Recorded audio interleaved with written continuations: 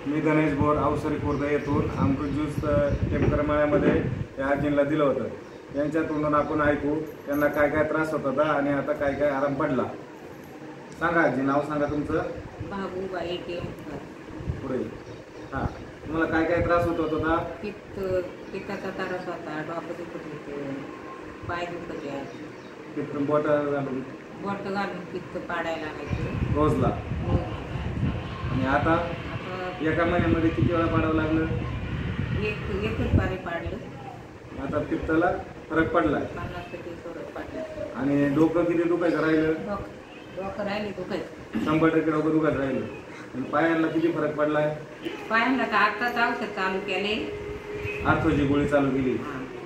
मग आता कळलं पायाची सूज कमी झाली आहे का?